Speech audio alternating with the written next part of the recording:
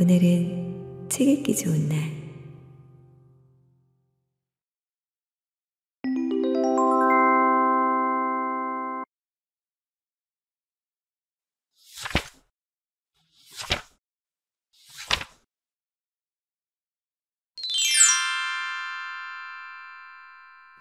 더블린 사람들.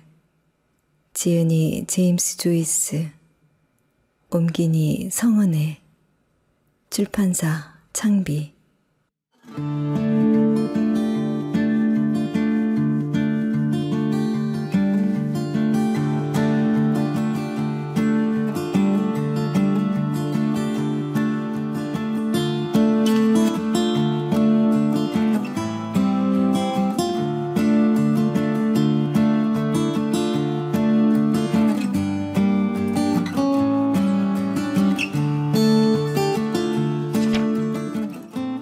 안녕하세요. 책 읽기 좋은 날입니다.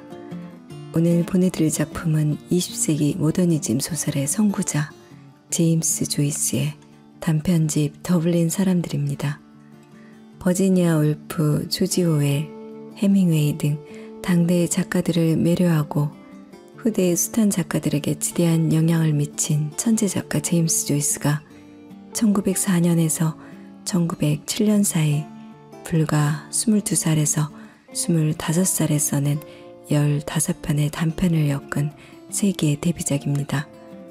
당대 아일랜드의 현실을 치부까지 적나라하게 드러내는 내용과 당시로서는 파격적이었던 클라이맥스 없이 마무리되는 구성 때문에 오랫동안 자국 내 출간에 난항을 겪다가 1914년에야 영국의 그랜트 리처즈 출판사에서 처음 출간되었습니다.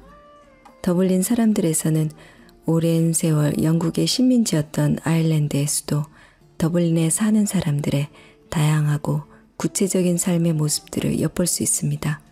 간결하고 건조한 문체의 묘미와 디테일의 정확한 재현, 생생한 대화체는 독자들 앞에 커다란 더블린 지도를 펼쳐놓은 느낌을 줍니다. 소설 속 더블린은 근대화 가정 중에 있는 서유럽 변방의 대도시이자 동시에 영국에서 가장 가까운 식민지로서 독자들은 더블린 시민들의 모습을 통해서 당대 아일랜드 사람들의 무기력과 갈망과 좌절을 구체적으로 보게 됩니다. 식민지 특유의 낙후하고 피폐한 경제 상황, 수백 년에 걸친 피지배로 인한 아일랜드 언어와 전통의 사멸, 정치적 열망의 좌절과 기회주의의 만연, 하나의 습관으로 전락한 종교, 창조적 기질을 개발해주지 못하는 경직된 문화적 분위기 등이 이들에게 주어진 삶의 조건입니다. 그럼 지금부터 책 속으로 들어가 보도록 하겠습니다. 영상이 마음에 드시면 구독, 좋아요 잊지 마세요. 즐거운 시간 되세요.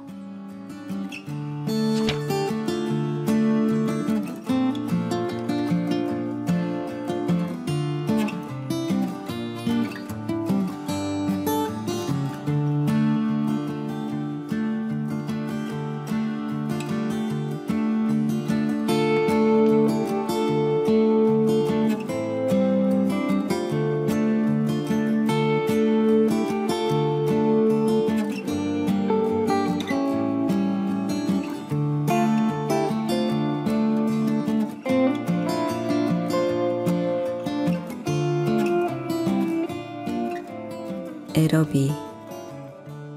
루스 리치먼드가는 막다른 길이라서 기독 형제학교에서 학생들이 하교할 때 말고는 조용한 거리였다.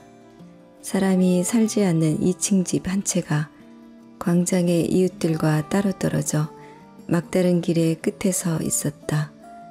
그 길에 다른 집들은 내부에 점잖은 사람들을 의식하는 듯 갈색의 차분한 얼굴로 서로를 응시했다. 우리 집에 전에 새들어 살던 사제는 뒤편 거실에서 죽었다. 오랫동안 닫혀 있어서 키키한 공기가 방마다 감돌았고 부엌 뒤쪽의 다용도실은 낡고 쓸모없는 문서들로 가득 차 있었다. 그 사이에서 나는 낱장들이 말려 올라가고 축축해진 종이 표지에 책 몇 권을 찾아냈다. 월터 스콧의 수도 원장, 그리고 독실한 성체의 배령자, 비도크의 회고록이었다. 나는 맨 마지막 것이 제일 좋았는데 책장이 노란색이었기 때문이다. 가꾸지 않은 뒷뜰에는 한가운데 사과나무가 서 있고 관목 몇 그루가 여기저기 있었는데 그중 한 그루 아래서 나는 죽은 세입자의 녹슨 자전거 펌프를 찾아냈다. 그는 매우 자비로운 사제였다. 유언장에서 그는 자기 돈을 모두 복지기관에 물려주고 자기 집의 기구는 여동생에게 남겨주었다. 낮이 짧은 겨울이 오면 저녁을 다 먹기도 전에 땅거미가 졌다. 우리가 거리에서 만날 즈음이면 집들은 우중충한 빛을 띠고 있었다. 우리 위에 열린 하늘은 변덕스러운 보랏빛이었고 그 하늘을 향해 거리의 가로등이 각자의 희미한 등불을 받들어 올렸다. 찬 공기가 우리를 파고들었고 우리는 몸이 후끈해질 때까지 놀았다. 우리의 고함 소리가 고요한 거리에 메아리쳤다. 우리가 노는 경로는 허름한 오두막에서 사는 거친 아이들에게 집중 공격을 받는 집 뒤편의 어둡고 질적한 샛길을 거쳐 제 바지 구멍에서 악취가 올라오는 어둡고 흠뻑 젖은 정원 뒷문과 마부가 말갈기를 펴주고 빗질해주거나 젬새 달린 마구를 흔들어 음악 소리를 내는 그 컴컴하고 냄새나는 마구간에까지 이르렀다. 우리가 거리로 돌아올 때면 부엌 창문에서 나오는 불빛이 그 일대를 가득 채우고 있었다. 아저씨가 골목길을 돌아오는 것이 보이면 우리는 아저씨가 완전히 집으로 들어갈 때까지 어두운 데 숨어 있었다. 아니면 맹건의 누나가 현관 계단에 나와서 저녁 먹으러 들어오라고 남동생을 부를 때 우리는 어두운 데서 그녀가 거리를 여기저기 살피는 모습을 지켜보았다.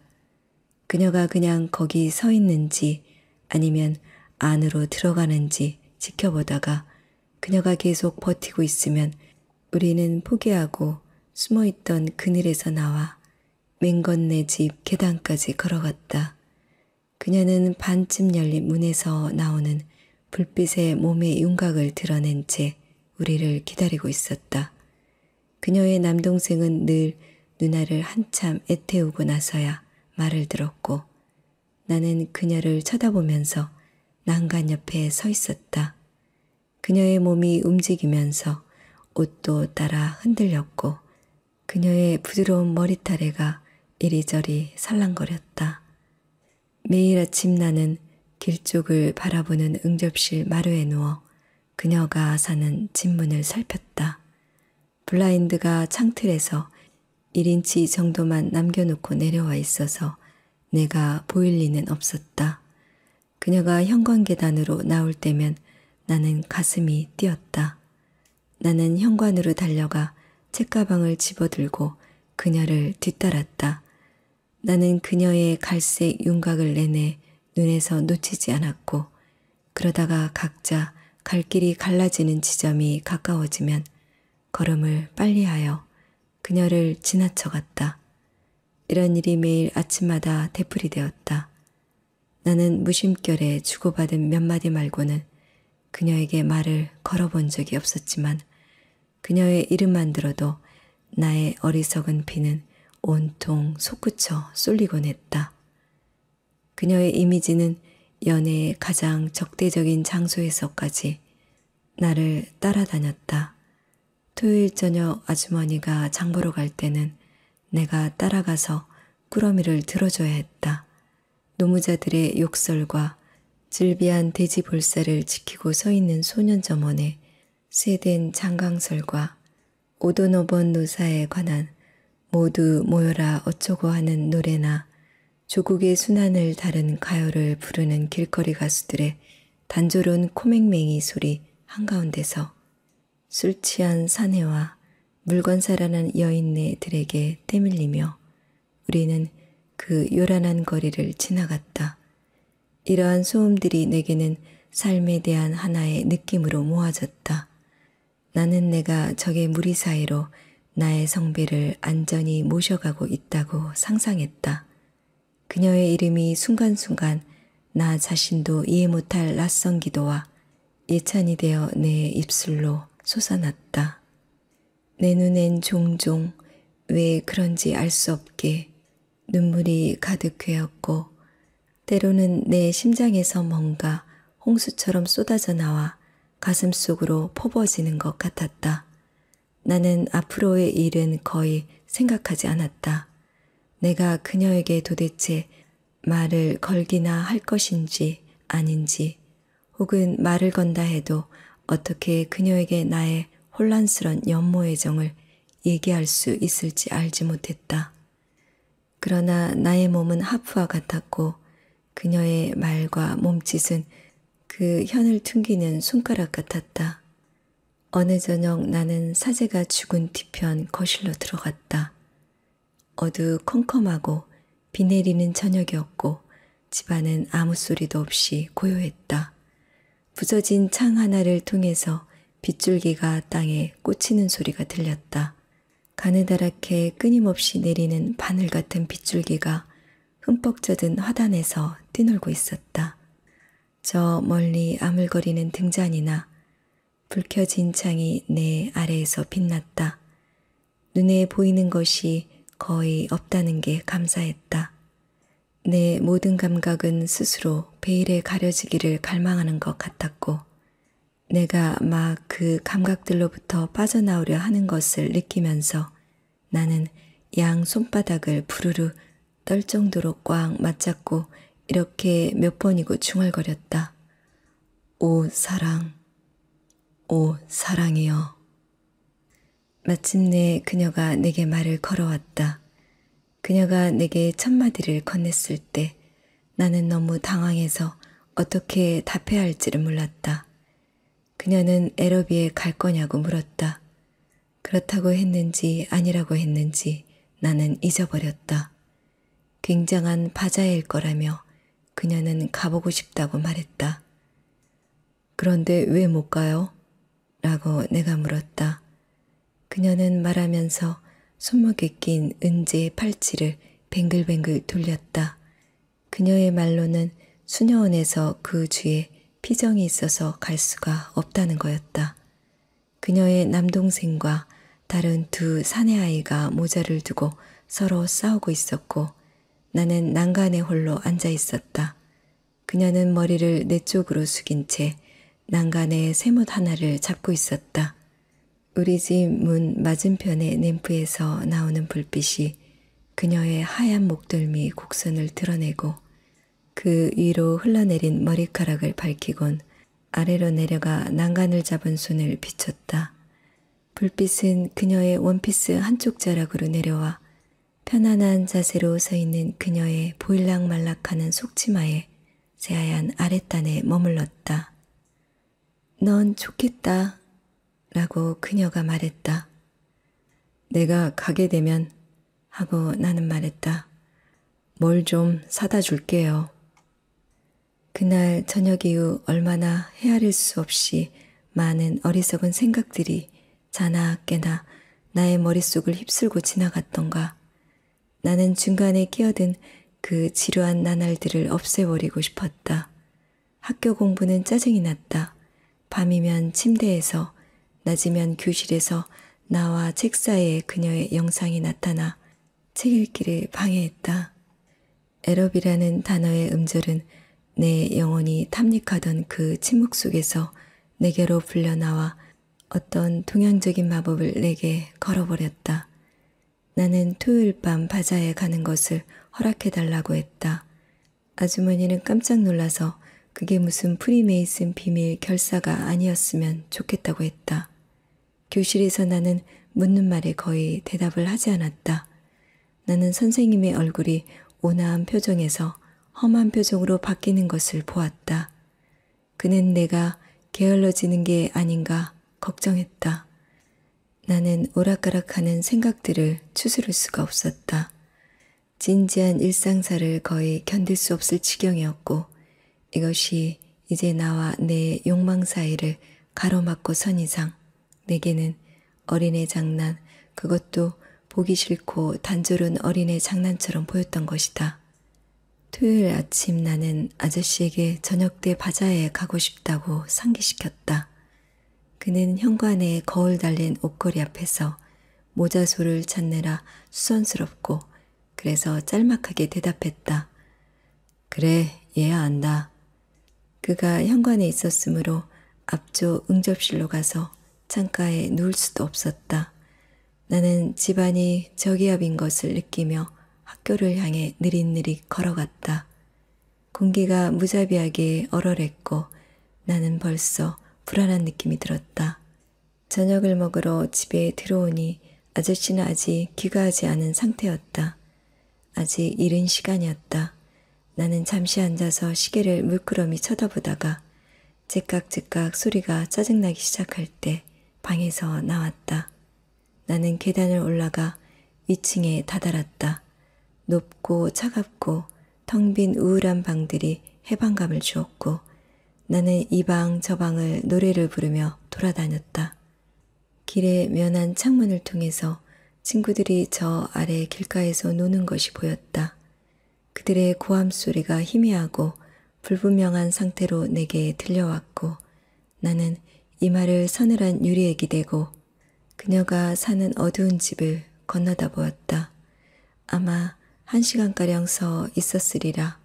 내 상상이 만들어낸 갈색 옷을 입은 그 모습, 등잔불이 그 목덜미의 곡선을, 난간에 얹은 손을, 그리고 원피스 아래 속치마단을 살며시 비추는 그 모습만을 바라보면서 다시 아래층으로 내려오니 머저 부인이 난로가에 앉아 있었다. 그녀는 전당포를 하던 남편과 사별한 수다스런 할머니였는데 사용한 우표들을 어떤 경건한 목적 때문에 수집하고 있었다. 나는 차 탁자의 간합산이를 견뎌야 했다. 저녁이 1시간 넘게 미뤄졌는데도 아직 아저씨는 오지 않았다. 모서 부인이 가려고 일어났다. 더 기다리지 못해서 미안하다고. 하지만 8시가 넘었고 밤 공기가 몸에 안 좋아서 늦게까지 나와 있기 못하다고 했다. 그녀가 가고 나서 나는 주먹을 불끈 쥐고 방 안을 왔다 갔다 했다. 아주머니가 말했다. 오늘 밤 바자회 가는 건 연기해야 되겠구나. 9시에 아저씨의 현관문 열쇠 소리가 들렸다. 그가 혼잣말로 뭐라고 하는 소리와 현관의 옷걸이가 그의 외투무게로 흔들흔들 하는 소리가 들렸다. 나는 이러한 몸짓의 의미를 해석할 수 있었다. 그가 한참 저녁을 먹고 있을 때 나는 바자회 가게 돈을 좀 달라고 했다. 그는 깜빡 잊고 있었던 거였다. 사람들이 잠자리에 들어 지금쯤이면 한잠 자고 난 다음일 텐데 라고 그가 말했다. 나는 웃지 않았다. 아주머니가 그에게 힘줘 말했다. 그냥 돈 줘서 보내주지 그래요. 당신 때문에 벌써 한참 늦었는데. 아저씨는 깜빡 잊어버려서 정말 미안하다고 말했다. 그는 이런 속담을 신봉한다고 했다. 공부만 하고 놀지 않으면 애들이 멍청해진다. 그는 어딜 가는 거냐고 물었고 내가 2번째로 대답했더니 내게 아랍인이 자기 말에게 보내는 작별 인사를 아냐고 물었다. 내가 부엌에서 나왔을 때 그는 그 작품의 첫 연을 아주머니에게 막 읊으려던 참이었다. 나는 2실링짜리 은하 한 입을 손에 꼭 쥐고 버킹엄가를 따라 내려가 역으로 향했다. 물건 사는 사람들로 북적거리고 가스등이 번뜩이는 거리의 풍경이 내 나들이의 목적을 일깨워 주었다. 나는 승객이 없는 3등칸 열차에 몸을 실었다. 참을 수 없을 정도로 늦장을 부리던 끝에 열차가 천천히 역을 빠져나갔다. 열차는 황폐한 집들 사이로 반짝이는 강물 위로 기어갔다. 웨스트랜드 로우역에서 한때 사람들이 객차문으로 몰려들었다. 그러나 역무원들이 이 열차는 바자행 특별열차라면서 그들을 밀쳐냈다. 나는 그 썰렁한 객차칸에 내내 혼자였다. 몇 분 안 되어 열차는 나무로 만든 임시 플랫폼에 도착했다. 나는 도로 쪽으로 나갔고 불 켜진 시계 숫자판을 보고 10시 10분 전임을 알았다. 내 앞에는 커다란 빌딩이 그 마법 같은 이름을 뽐내며 서 있었다. 나는 입장료가 6펜스인 입구를 찾을 수가 없었고 바자문을 닫을까봐 겁이 난 나머지 지친 표정을 한 남자에게 1실링을 주고 회전문을 통해 잽싸게 안으로 들어갔다. 나는 홀 높이의 반쯤 되는 부분에 빙 둘러 회랑이 설치된 거대한 홀 안으로 들어섰다. 거의 모든 진열대가 닫혀 있었고 홀 대부분이 어둠에 덮여 있었다. 흡사 예배 후 교회에 감도는 그런 정적을 느낄 수 있었다. 나는 주춤주춤 바자의 한가운데로 걸어 들어갔다. 아직 열려있는 판매대 주변에 몇몇 사람이 모여 있었다. 카페 샹탕이라고 색정구로 쓰인 커튼 앞에서 두 사내가 쟁반 위에 놓인 돈을 세고 있었다. 나는 동전이 땡그랑 떨어지는 소리에 귀를 기울였다. 나는 왜 거기까지 갔는지 어렵사리 상기하고 한 진열대로 가서 도자기 곶병과 꽃무늬 차찬 세트를 살펴보았다. 판매대 입구에서 젊은 여자 한 명이 두 젊은 신사와 얘기하며 키득거리고 있었다. 그들의 잉글랜드식 억양이 귀에 들어왔고 나는 어렴풋이 그들의 대화를 들었다.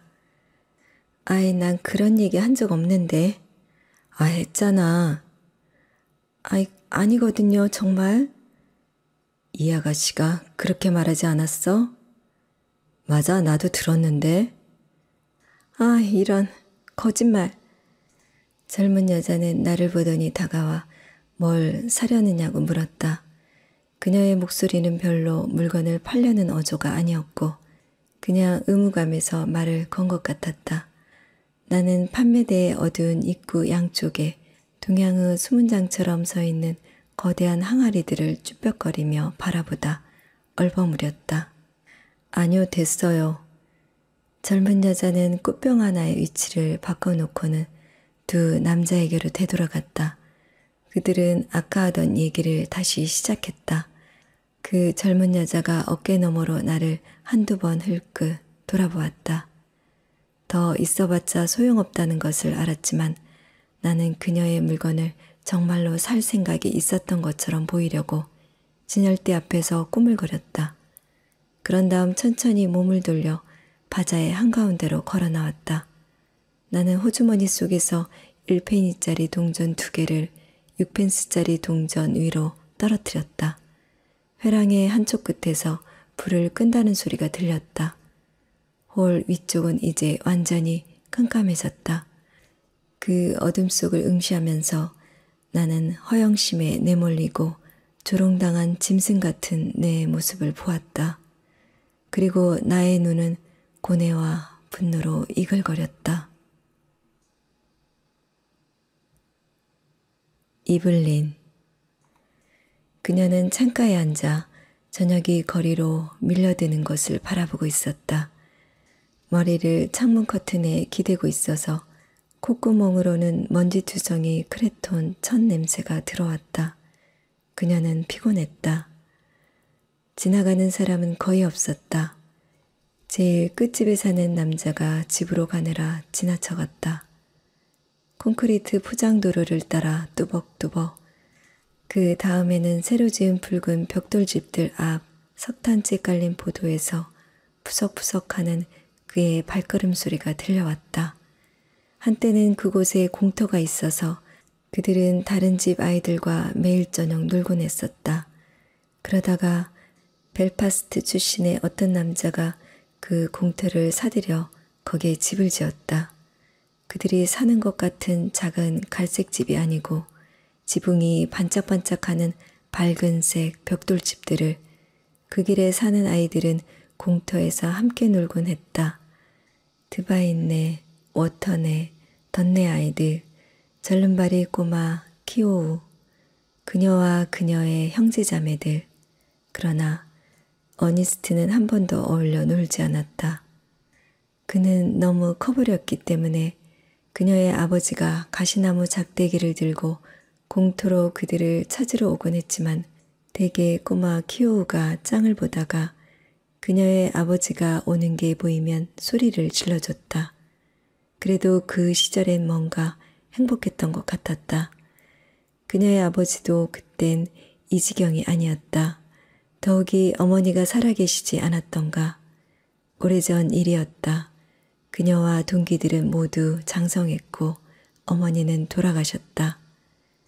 티지던도 죽었고 워터네는 잉글랜드로 돌아가 버렸다. 모든 것이 변했다. 이제 그녀도 다른 사람들처럼 집을 떠나가려 하고 있었다. 집이라 그녀는 방을 둘러보며 그토록 오랜 세월 동안 이 먼지들이 도대체 어디서 다 오는 걸까 의아해하며 일주일에 한 번씩 먼지를 털어내던 그 익숙한 물건들을 살펴보았다. 헤어지리라고는 꿈도 꾸지 않았던 그 익숙한 물건들을 아마도 그녀는 다시는 보지 못할 것이다. 그렇지만 그 오랜 세월 동안에도 그녀는 마리그레트 마리 알라코크에게 바치는 서약이 인쇄된 컬러 화보 옆 망가진 풍금 위쪽 벽에 걸린 노랗게 바랜 사진 속 주인공인 사제의 이름을 도대체 알아내질 못했다. 그는 아버지의 학교 친구였다. 그 사진을 손님들에게 보여줄 때마다 아버지는 심드렁하게 이렇게 말하며 사진을 지나치곤 했다. 그 친구 지금은 멜버른에 있어요. 그녀는 가버리기로 집을 떠나기로 이미 합의한 상태였다. 현명한 짓인가? 그녀는 문제의 양쪽 면을 다 재보려고 했다. 집에는 어쨌거나 잘 때와 먹을 것이 있다. 평생 알고 지내온 사람들도 주변에 있다. 물론 그녀는 집에서나 직장에서나 힘들게 일해야 했다. 자신이 웬 놈하고 도망갔다는 걸 가게에서 알면 사람들이 뭐라고 할까? 바보라 그러겠지. 아마 그리고 그녀의 자리는 구인 광고를 통해 채워질 것이다. 개버는 좋아할 거다. 개버는 늘 그녀를 갈궜으니까 듣는 사람들이 있을 때는 더더욱. 힐양, 이 숙녀분들 기다리고 계신 거 안 보여요? 얼굴 좀 펴요. 힐양, 제발. 그녀는 가게를 떠나는 거라면 별로 서운할 것도 없었다. 그러나 미지의 먼 나라에 있는 그녀의 새로운 보금자리에서는 그런 일은 없을 것이다. 그땐 그녀가 결혼했을 테니까. 그녀가 이블린이 사람들이 그때는 그녀를 존중해 줄 것이다. 심지어 19살이 넘은 지금도 그녀는 아버지에게 얻어맞을 것 같은 위험을 종종 느끼고 있었다. 가슴이 벌렁거리는 증상이 생긴 것도 바로 그 때문이라는 것을 그녀도 알고 있었다. 자식들이 어릴 때에도 아버지는 해리나 어니스트에게와는 달리 그녀가 딸이기 때문에 그녀에게 손찌검을 한 적은 없었다. 그러나 최근 들어 아버지는 그녀를 위협하고 죽은 내 엄마만 아니면 너를 어쩌겠다는 둥 짓거리기 시작했다. 그리고 이제 그녀를 보호해줄 사람은 아무도 없었다. 어니스트는 죽었고 교회 장식업에 종사하는 해리는 거의 언제나 지방에 가 있었다. 게다가 토요일마다 어김없이 닥치는 돈 신랑이가 그녀를 말도 못할 정도로 지긋지긋하게 만들기 시작했던 터였다. 그녀는 늘 자신의 봉급 전부 7실링을 내놓았고 해리도 보낼 수 있는 만큼 항상 보내왔지만 문제는 아버지에게서 돈을 받아내는 일이었다. 그는 그녀가 돈을 막 써버린다. 도대체 생각이 없다. 힘들게 번 돈을 그렇게 길바닥에 마구 뿌리라고 내줄 수는 없다. 그리고 그보다 더한 이기도 마구 짓거렸다. 토요일 밤에는 대개 아버지 상태가 아주 나빴으니까 그는 막판에 가서야 돈을 내주면서 일요일 저녁거리는 안 사올 작정이냐고 다그치곤 했다. 그러면 그녀는 최대한 빨리 뛰어나가 검은 가죽 지갑을 손에 꼭 쥐고 북적대는 사람들을 팔꿈치로 헤집으며 장을 봐서 먹을 것을 가득 들고 다 늦게 귀가하곤 했다. 그녀는 집안 살림을 하고 자기에게 맡겨진 두 아이가 제 시간에 학교에 가고 제 시간에 밥을 먹게끔 돌보느라 힘들게 일해야 했다. 힘든 일이고 힘든 삶이었다. 그러나 이제 떠나려고 하고 보니 그것이 완전히 불행한 삶은 아니었다고 느껴지는 것이었다. 그녀는 프랭크와 다른 삶을 찾아볼 참이었다. 프랭크는 매우 친절하고 남자답고 속이 트인 사람이었다. 그녀는 그와 함께 밤배를 떠나 그의 집이 기다리고 있는 부에노스 아이레스로 가서 그의 아내가 되어 함께 살 것이다. 그를 처음 봤던 그 순간이 얼마나 기억에 생생한지 그는 그녀가 종종 가곤 했던 큰 길가의 어느 집에 묵고 있었다. 그는 책 달린 모자를 뒤로 젖혀 쓰고 머리카락이 구릿빛 얼굴 위로 헝클어져 내린 모습으로 문 앞에 서 있었다. 그때 그들은 서로 알게 되었다. 그는 매일 저녁 가게 밖에서 기다리고 있다가 그녀를 집에까지 바래다 주었다. 그는 그녀에게 보헤미아 소녀를 구경시켜 주었고 그녀는 생전 앉아보지 못했던 극장의 좌석에 그와 함께 앉아서 우쭐한 기분이 들었다. 그는 음악을 무척 좋아했고 노래도 좀 부를 줄 알았다. 그들이 연애 중이라는 얘기가 사람들 사이에 돌았다. 그가 선원을 사랑하는 여자에 관한 노래를 부를 때마다 그녀는 늘 당황스러우면서도 기분이 좋았다. 그는 종종 장난으로 그녀를 꼬맹이라고 불렀다. 무엇보다도 남자와 사귄다는 게 그녀로서는 흥분되는 일이었고 그러다 그녀는 그를 좋아하기 시작했다. 그는 먼 나라의 이야기들을 알고 있었다. 그는 캐나다의 앨런라인의 한 선박에서 5월 1파운드를 받는 갑판 청소부로 시작했다. 그는 그녀에게 자기가 탔던 배의 이름과 여러 직책의 명칭을 알려주었다. 그는 마젤란 해협을 항해했던 적도 있었고 무시무시한 파타고니아 사람들 이야기도 들려주었다.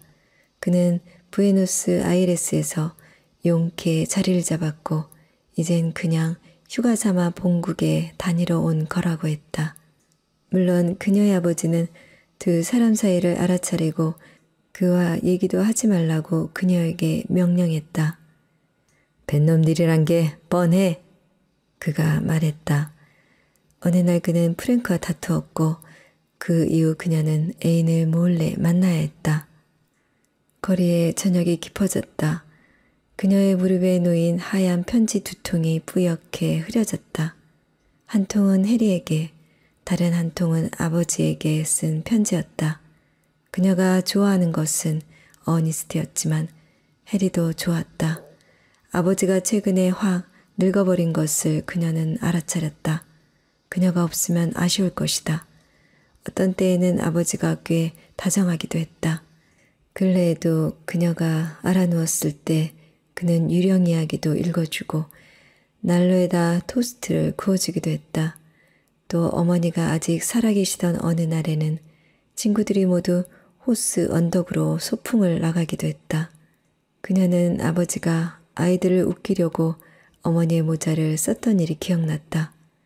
시간이 다 되어가고 있었지만 그녀는 계속 창가에 앉아 머리를 창문 커튼에 기대고 먼지 쌓인 크레톤 천 냄새를 들이마시고 있었다. 길 저 아래쪽에서 손풍금 소리가 들렸다. 귀에 익은 노랫가락이었다. 그 노래가 하필이면 바로 그날 밤에 들려와 그녀가 어머니에게 했던 약속, 할 수 있는 한 끝까지 집안을 지키겠다는 약속을 상기시키다니 기묘한 일이었다.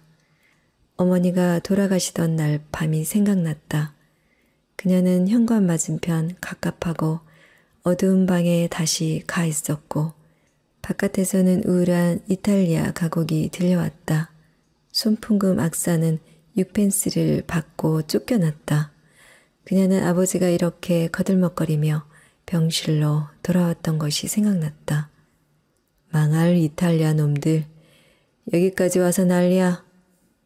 그녀가 생각에 잠긴 동안 어머니가 살아온 한평생의 그 딱한 모습이 그녀의 존재의 핵심에 마법을 걸었다.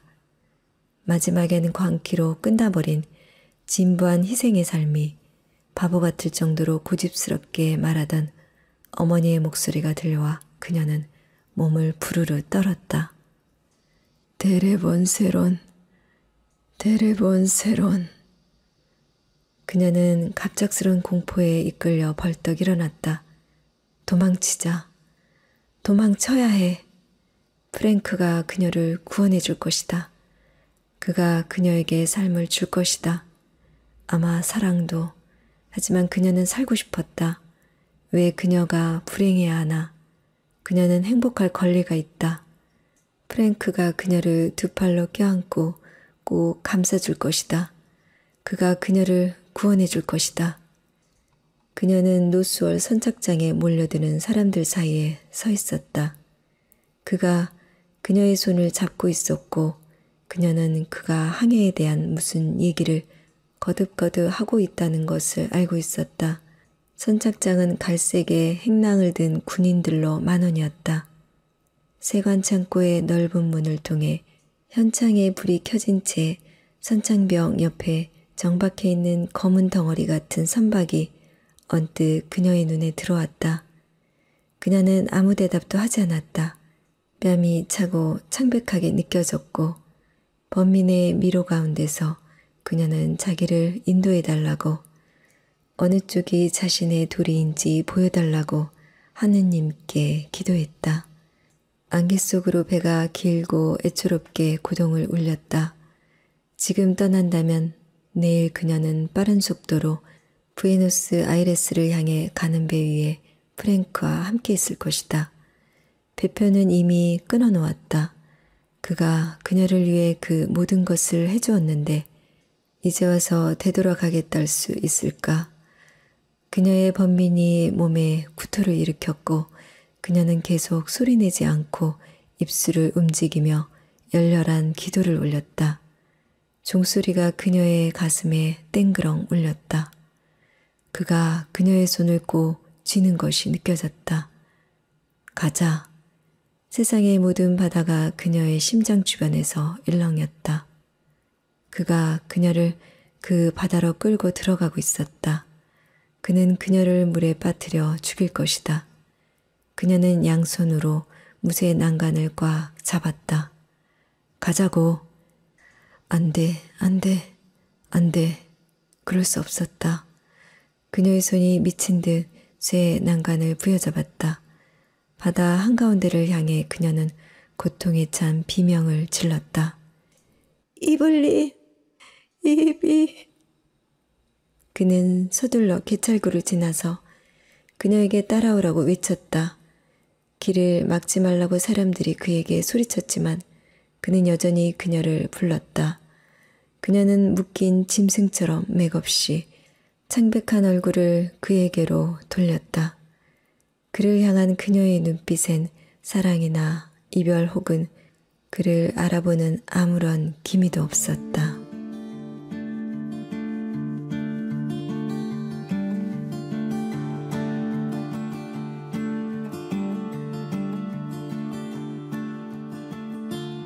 책 읽기 좋은 날 오늘은 여기까지입니다. 끝까지 함께 해주셔서 감사합니다.